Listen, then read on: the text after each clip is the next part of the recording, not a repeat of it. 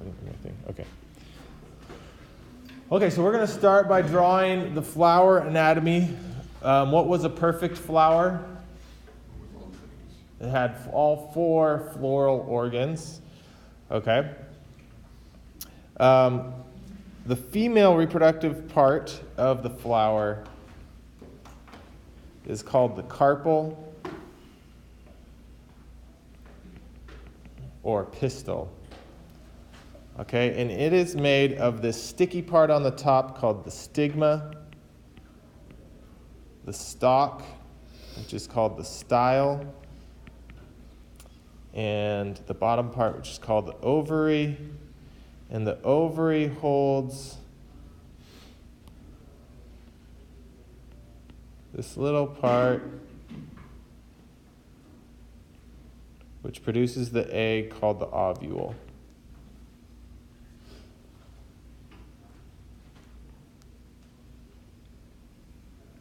Okay, and then it sits on this receptacle to hold it up.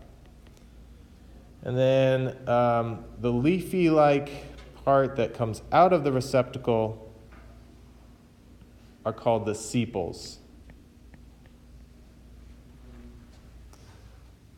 So the carpel is one of the 4. Sepals are another of the 4. Okay, the sepals are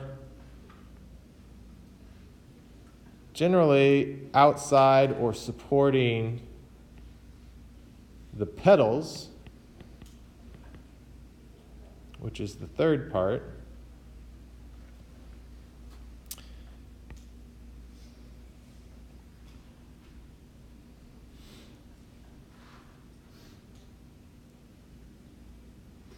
And then you have the sperm-producing structure or pollen-producing structure,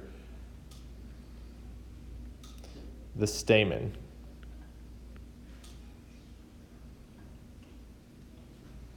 Which is made of a filament, is the stalk, and an anther, which is the head. So I drew for you here the perfect flower. Okay, because it has all 4 floral organs on it. Now, if it's imperfect, it means it has one of them missing. Yeah? This is potentially a stupid question, but is there like one of those or a couple of those that a flower will always have? It will always have a stamen or a carpel. One of those 2. So it has to produce an egg or it has to produce pollen. But it doesn't have to have any of the others, right? So if it has a stamen, it doesn't have to have petals and sepals and a carpel. That's rare. Usually they at least have 2, like either petals and a stigma and a style, or they'll have sepals and a carpel. Okay? But many flowers will only have, the male and female reproductive structures on different plants.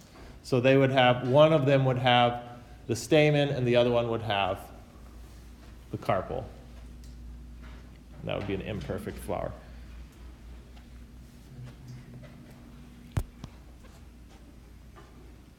Okay?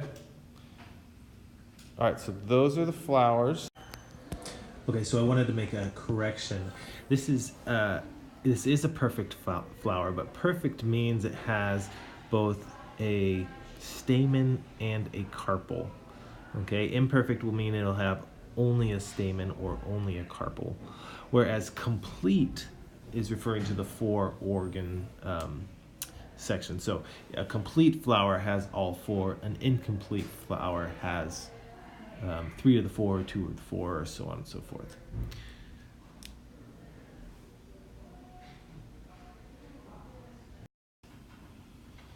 Now we're going to talk about how gametes form in those reproductive structures. Okay, so we'll start with the female. If you remember, the little structure which produced the egg was called the ovule.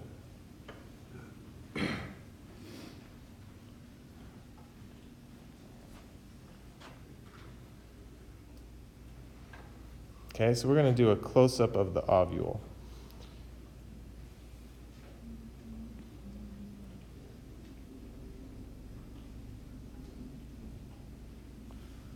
Okay, it has a supportive structure called the Megasporangia. So if it's one, it's Megasporangium. And what did the sporangium do in the ferns and the mosses? Made the spores, right? So this is the structure that's going to allow for the spores to develop, right? So within the megasporangia, you have a megasporocyte.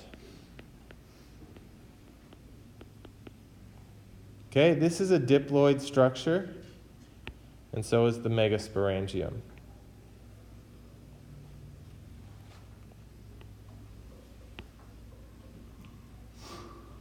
This is the ovule. Okay, it also has this little hole here at the bottom. This is called the micropyle. And this is important for fertilization, we'll come to next. The opening is the micropyle? Yeah.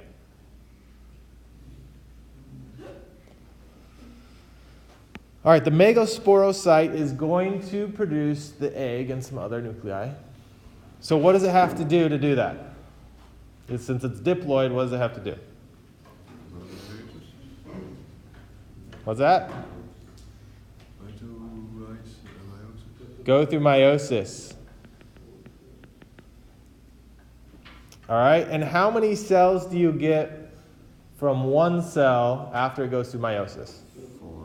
4, right? So we'll go through 4. And it'll make 4 megaspores. But 3 of them will die.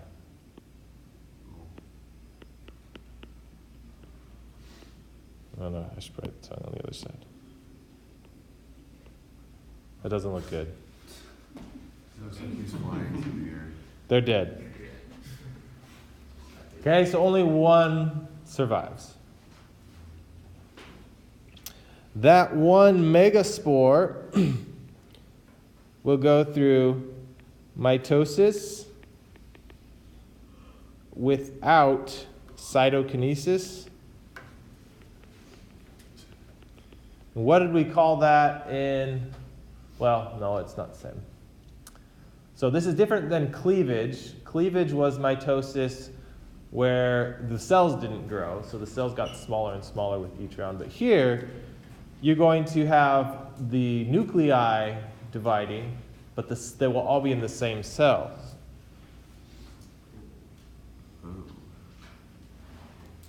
So what you get is a megaspore with multiple nuclei.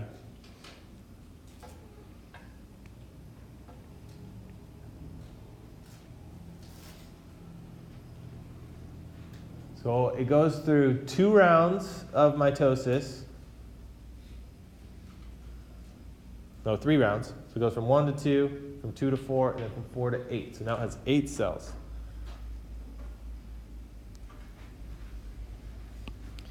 Okay, the egg is the one at the bottom in the middle.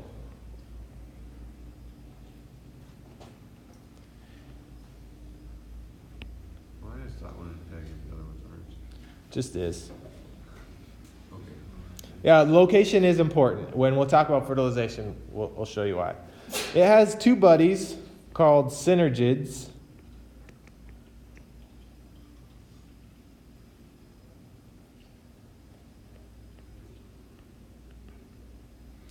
It has 2 in the middle.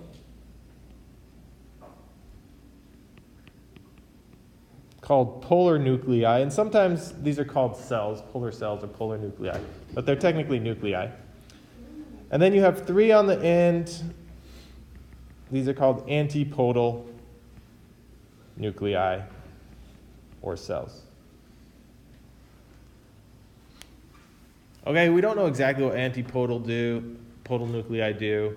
The synergids help direct the pollen tube, the sperm, to the right spot, and the polar nuclei eventually will become the endosperm. But we'll get to that in a minute. Okay, so the order is megasporocyte. Okay, it lives in the megasporangium. It goes through meiosis and forms megaspore. The megaspore goes through rounds of mitosis and then has 8 different nuclei. And now you have an egg which is ready to be fertilized.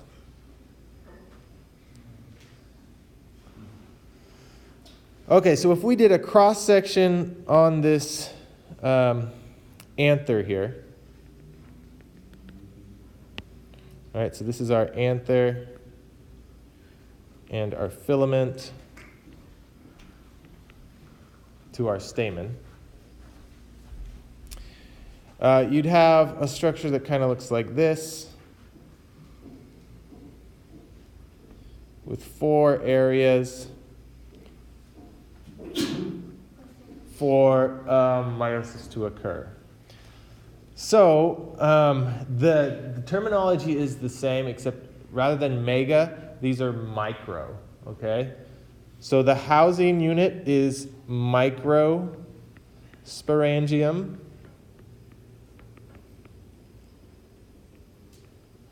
That's going to be diploid. And then within here, you're going to have a bunch of microsporocytes, which are also diploid.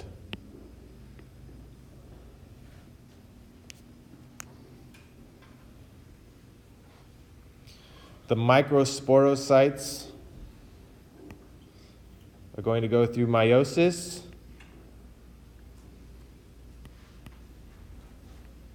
and produce microspores.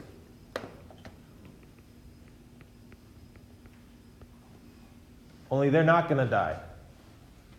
Okay, so why do you think the microspores don't die? You have 4 viable cells at the end, where the megaspores did. Because they're smaller. A lot of sperm. Okay, yeah, you need a lot of sperm.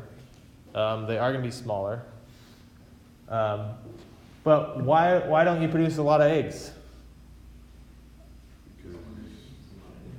Okay, yeah, well, because they are confined in the megasporangium, in the ovule there. And so you really only want one seed to develop from that microsporangium. Otherwise, you would need more structures, yeah, and energy. Okay, yeah, and the same thing actually happens in humans in your ovaries, or half your ovaries. When the cells go through meiosis, one of them dies as a polar body. So at the end, you only have 1 egg. When you started with 1, and then sperm, you get 4 sperms from 1 egg, or 1 pre-sperm cell. Yeah. Why does it create 4 then? Like it's just gonna kill 3. It's the only way it can go through meiosis. When it goes through meiosis, you divide, so you're pulling those chromosomes apart and separating them. So it's just the only way we know how to do it, or plants know how to do it, and it works.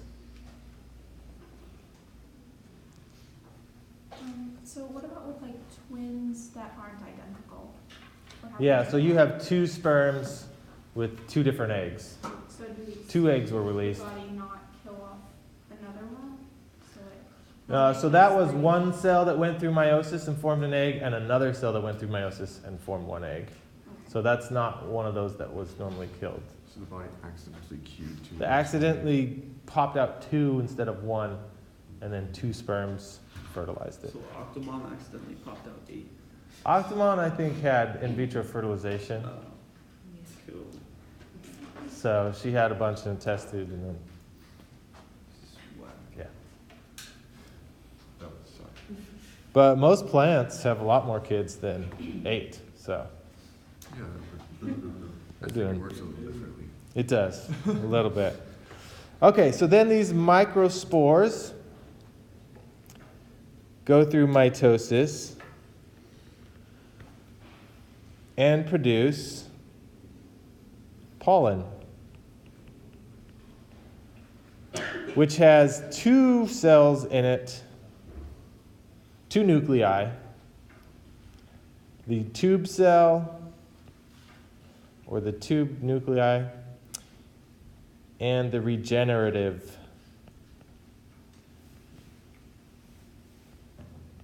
nuclei or cell.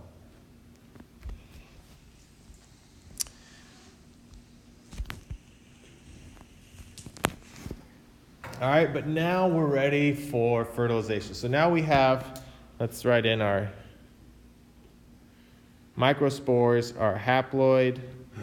Pollen is made of haploid structures. These tube cells are haploid as well, and regenerative cells.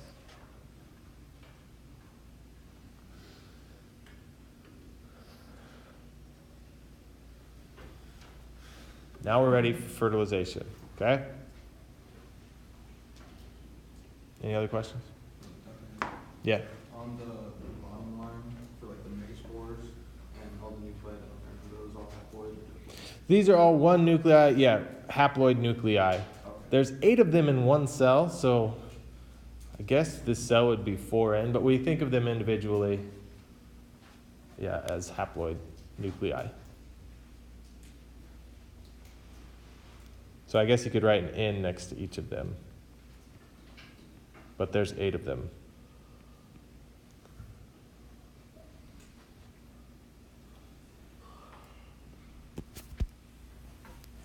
Okay, at this point, you can't have a diploid cell until what happens? Fertilization. Right, fertilization, right?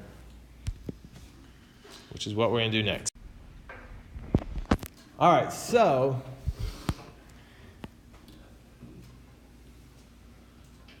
we're going to draw our carpel. Okay, what's this top part called? Stigma. What's the middle part called? Style. And ovary. Good. So you have the stigma, style, and ovary here. We've got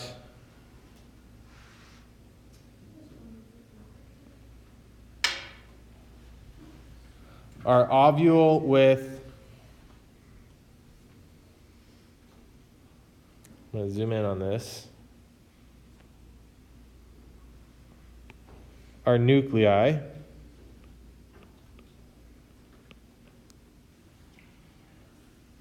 and our micropyle is that hole in the bottom.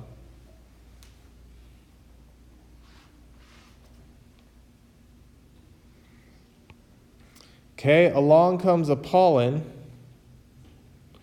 and sticks to the stigma. And what happens is that tube cell starts forming a pollen tube. So it just starts growing down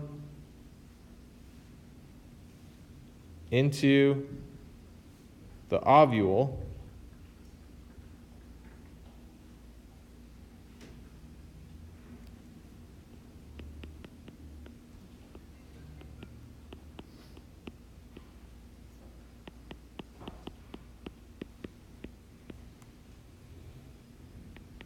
To the micropyle.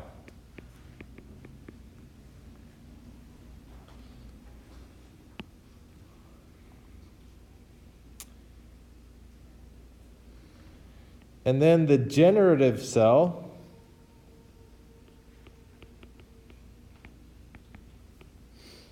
forms 2 sperms, which go down the pollen tube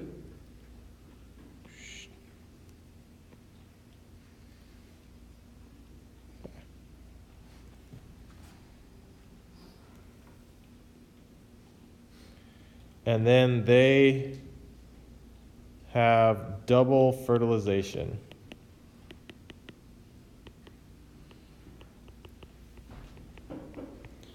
Which means one of these sperms, okay, forms a zygote with the egg,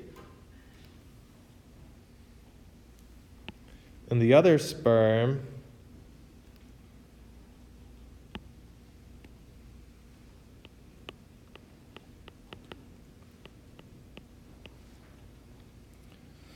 forms a triploid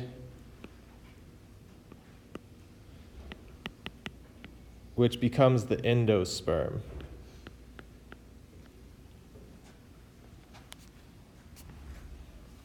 So that's double fertilization. You have two sperms coming in, and their nuclei are fusing with two different groups of cells. One the egg, and one with the polar nuclei. Yes? So would the endosperm be considered a living thing or no? Well, it cannot go through meiosis, and it eventually gets all used up.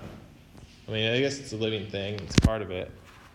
But what happens is after fertilization, you have the seed forming.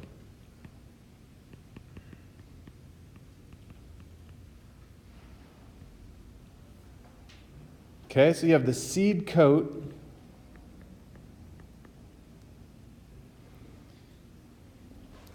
And then you have your diploid embryo.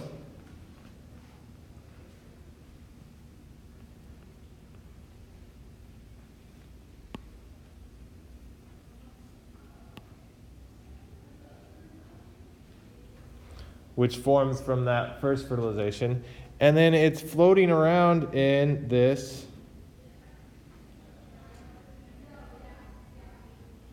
triploid endosperm. And the endosperm provides nutrients for the embryo as it grows. Okay, so it eventually gets used up.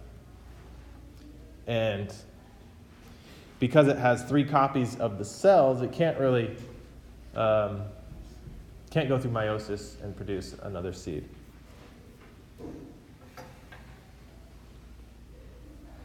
All right, so why do you think that has this double fertilization method? Okay, why don't you talk to your neighbor? Come up with some reasons.